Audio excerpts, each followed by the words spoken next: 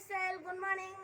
இப்போ வந்து பார்த்தீங்கன்னா டீ போட்ட ஃப்ரெண்ட்ஸ் எங்கள் ஆயுக்கு இதை வந்து குத்துட்டு வந்துடுறேன்.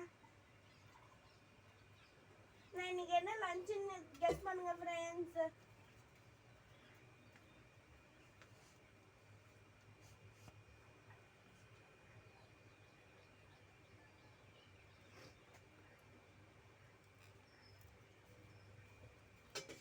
இப்போ பாருங்க ஃப்ரெண்ட்ஸ், என்ன லஞ்சுன்னு கெஸ் பண்ணியிருப்பீங்களா தெரில, நானே சொல்கிறேன் ஃப்ரெண்ட்ஸ். கெஸ் பண்ணால் கமெண்ட்டில் போடுங்க. என்னன்னு பார்த்தீங்கன்னா அவரைக்காவும் முட்டையும் ஃப்ரெண்ட்ஸ். என்னடா முட்டை ஊற்றிருக்க அவரைக்கால அப்படின்னு யோசிப்பீங்க. ஏன் அப்படின்னா அவரைக்காய் கொஞ்சமாக காய்ச்சிருந்தது ஃப்ரெண்ட்ஸ் செடியில். அதனால எங்கள் ஆயாக்கிட்ட என்ன பண்ணுறது அப்படின்னு கேட்டேன்.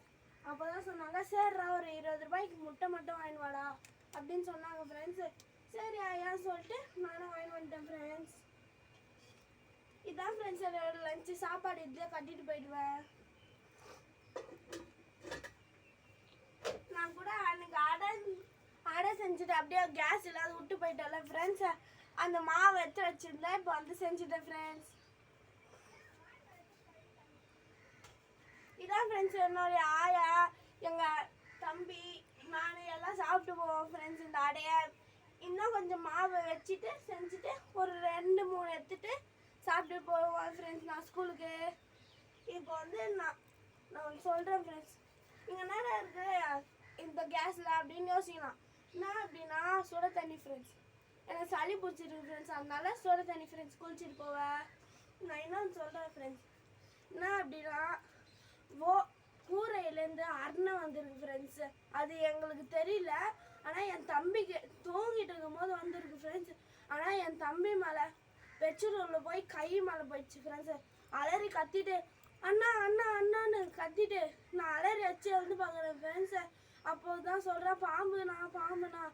அலறி வச்சு லைட்டை போட்டு கையில் என்னடா இருக்குது பாம்பு எங்கடா இருக்குது அப்படின்னு கேட்டால், இல்லைண்ணா ஏதோ ஊர்ற மாதிரி இருக்குண்ணா அப்படின்னு சொன்னான் ஃப்ரெண்ட்ஸ். அப்போ வந்து பார்த்தா அருணா ஃப்ரெண்ட்ஸ்.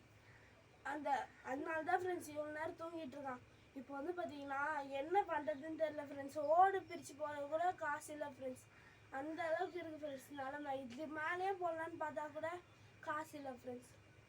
எப்போதான் எங்களுக்கு கடவுள் கொடுக்க போகிறாங்கன்னு தெரில ஃப்ரெண்ட்ஸ். காசெல்லாம் கொஞ்சம் வசதி வாய்ப்பெல்லாம் கொடுத்தாதான் என்ன தெரில ஃப்ரெண்ட்ஸ் கடவுளுக்கு. இதை உங்ககிட்ட ஷேர் பண்ணலாம்னு நினச்சேன் ஃப்ரெண்ட்ஸ். உங்களுக்கு பிடிச்சா லைக் பண்ணுங்கள், ஷேர் பண்ணுங்கள், உங்கள் வீட்டுக்கு லைக் பண்ணுங்கள். Bye bye friends.